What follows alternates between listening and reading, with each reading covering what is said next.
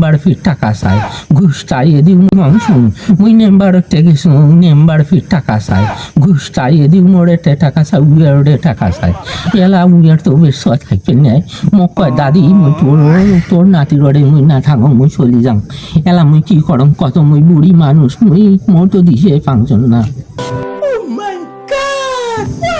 আমি বুঝতে পারছি পরিস্থিতি আসলে কঠিন আর মানসিকভাবে কঠিন তো হয়েছে ভাইও কঠিন তো হয়েছে তুই তো খালি সহজভাবে কইসই এলা মুই কি করি সেইটা কত বাবা কসুন।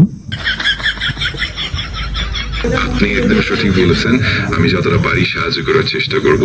আপনি যদি চাইলে আমরা ধীরে ধীরে কিছু পরামর্শ বা সমাধানের পথ খুঁজে বের করতে পারি। আপনাকে এলা মেম্বারক কসুন এলাকার দেওয়ানি গুলাক কসুন এমা গুলেও ঘুষ চায় বুড়ি মানুষ হয় আমি করে ঠিকই টাকা আনি দেন সেমনি তো থাকবে ওই নাতি পছন্দ না করে নিয়ে চলি যাবে আবার মাঝে মাঝে কয় মুই আইতো তুমি ফাঁসি নাও।